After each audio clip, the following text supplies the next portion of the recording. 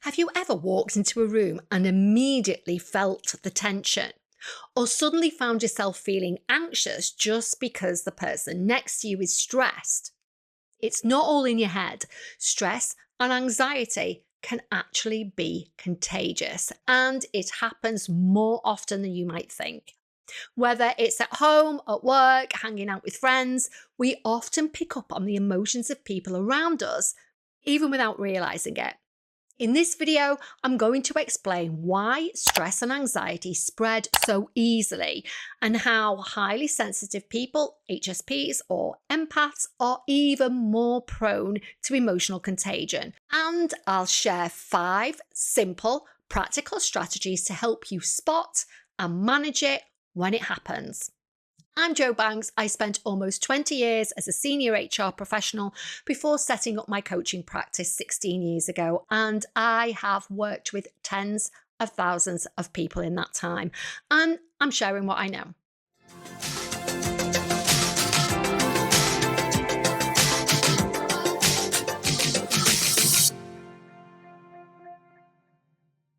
Before we get started, can I ask you a huge favour? Only a tiny number of my viewers subscribe, like, or comment, and it really makes a huge difference to the algorithms. It's completely free, and if you don't have a YouTube account, that's free too, and it takes seconds to set up. You'll never get emails from me. I don't even get to see those details, YouTube or anyone else. Your support really makes a massive difference in helping me produce this free content. Thank you so much. I really appreciate it. So let's get straight into it. Humans are social creatures. We are always picking up on the emotions of those around us, whether we're aware of it or not. It's how we connect and understand each other.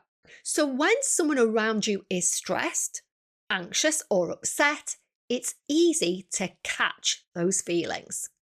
The science behind it. So how does this actually work? Well, it comes down to mirror neurons, these little brain cells that help us mimic the actions and emotions of others.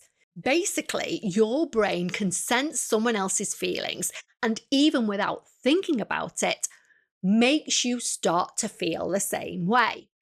If someone is anxious, your mirror neurons kick in and you suddenly feel anxious yourself. It's like you're emotionally syncing up with them. Then there's the research from the HeartMath Institute. They found that emotions aren't just in your head, they actually affect your body, and changes in your heart rhythm can spread to others.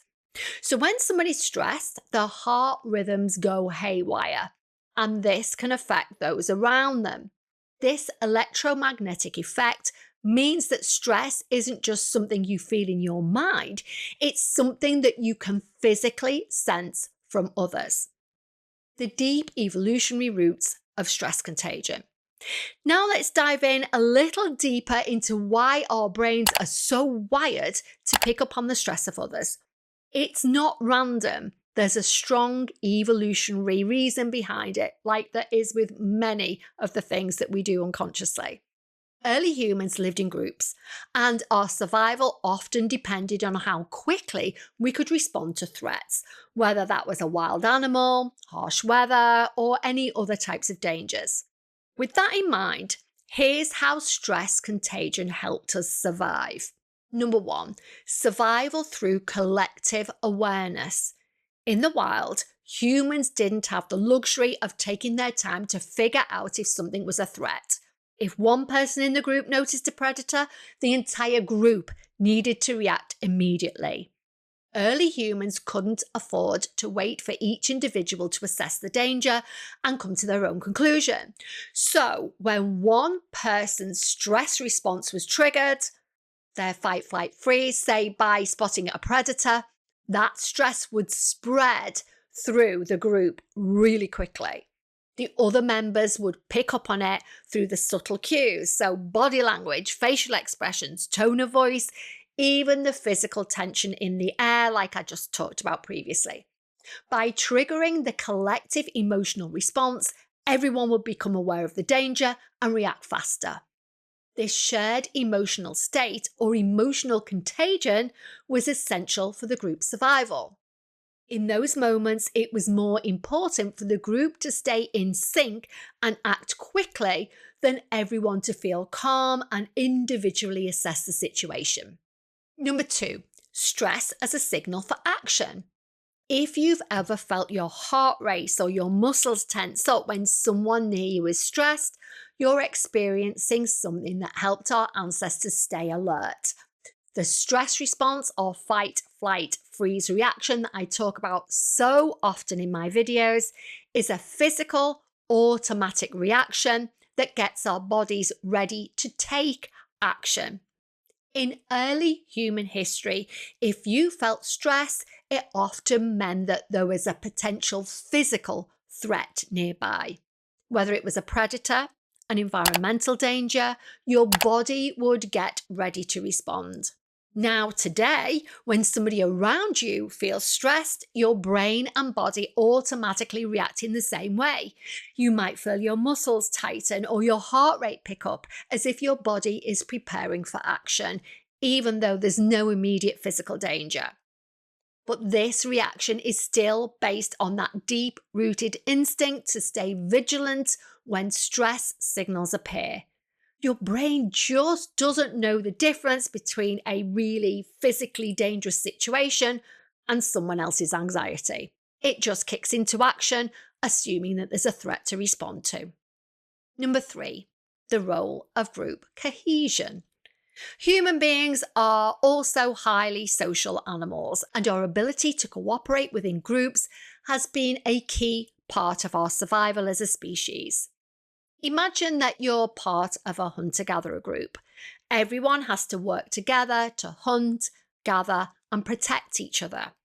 If one person becomes stressed or anxious, it can signal that something's off in the environment. Perhaps there's danger lurking or resources are running low.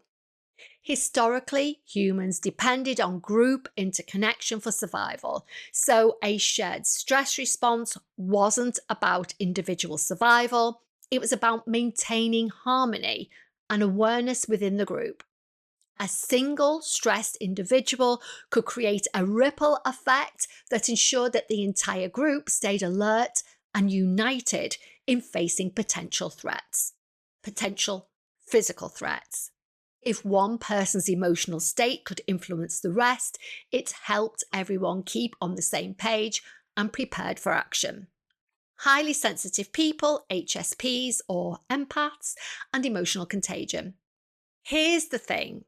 Highly sensitive people, HSPs, often referred to as empaths, are even more prone to this kind of emotional contagion. HSPs are people who are more attuned to the emotions of others and can feel them deeply. If you're an HSP, as I am, you might notice that when someone near you is stressed, you can't help but feel it too, almost like it's happening to you. It's not just mere empathy. It's as though their emotions are rubbing off on you, and it can sometimes feel really overwhelming.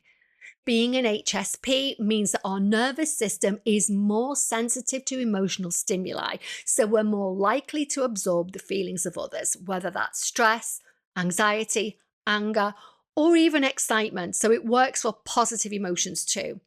It is a blessing and a curse because while it helps us connect deeply with others, it can also make it harder to separate our feelings from the emotions that we pick up from the people around us. I'll be creating an entire video on HSP soon, so keep an eye out for that. If you'd like to dive deeper into this topic, make sure you've hit the subscribe button. Where does stress contagion show up? Stress contagion isn't something that only happens at work or with strangers. It can pop up anywhere. Here are just a few examples. Number 1, at home. If your partner, kids, parents, or housemates are stressed out, it can be easy to take on their stress, even if you weren't feeling anxious before. You start worrying about the same things they are, or you can just feel that pressure in the air. Number 2, at work. A stressed out colleague or manager can change the whole vibe of the team. If your boss is anxious about a project, That stress can filter through the entire office, making everyone feel on edge. Number 3, with friends. If a close friend is going through a tough time and constantly talking about it, you might feel yourself feeling stressed or helpless, even if their problems aren't yours. For HSPs, this emotional transfer is even stronger. You may feel others' stress more intensely, which can leave you feeling drained or overwhelmed. It's like your emotional radar is always on high alert. 5 strategies to spot and deal with stress contagion. Okay, now that we know what stress contagion is, let's talk about what we can do to protect ourselves from it.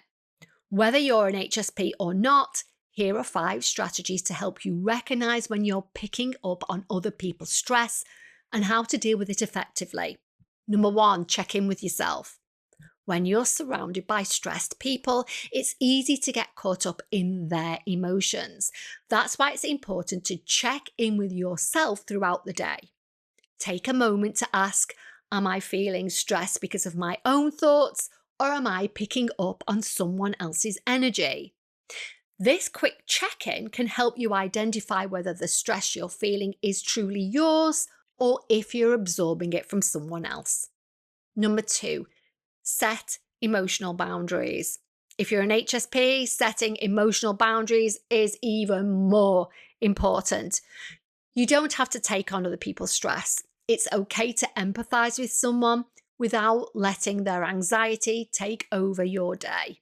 If someone's stress is starting to affect you, it's okay to say, I understand you're going through a tough time, but I need to take a break to recharge. You have the right to protect your emotional space. Number 3, limit exposure to stressful people or environments.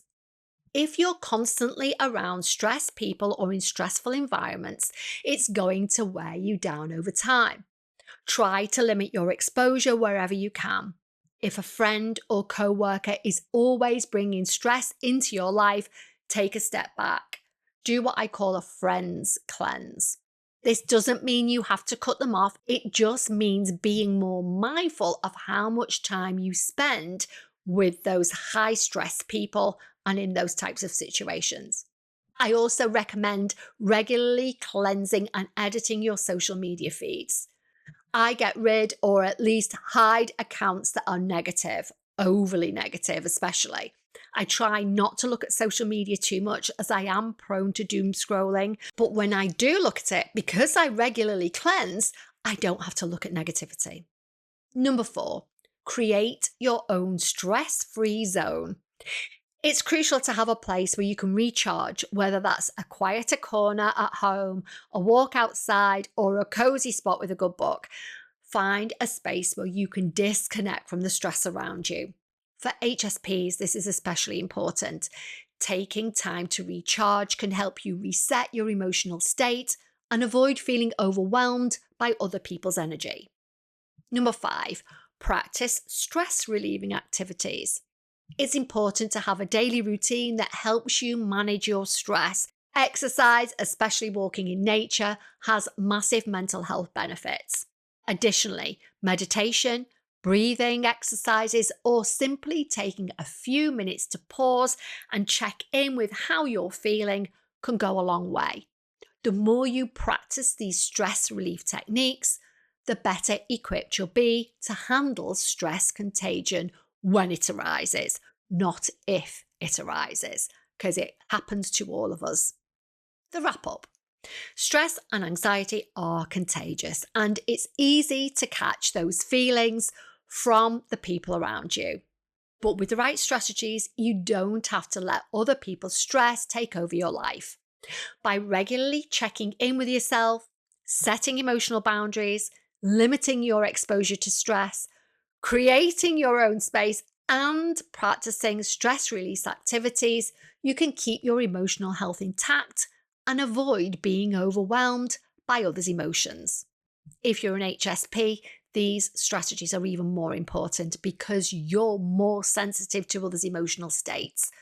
But no matter who you are, recognizing when you're absorbing stress and taking steps to protect yourself is key to maintaining balance and staying grounded. What next? If you have anything you'd like to add to today's video, or you have any topics you'd like me to cover in future videos, please leave it in the comments section below. I read and respond to everything and really love interacting with you all. If you enjoyed this video, can I ask you a little favor? Please support this channel with a like, comment, subscribe, and hit that notification bell so that you don't miss a thing. Interacting in that way is completely free, and if you don't have a YouTube account, it takes seconds to set up, and that's completely free too. You'll never get emails from me, YouTube, or anyone else. Finally, thank you to everybody who stays until the very end, and thanks so much for your support. It really means the world to me.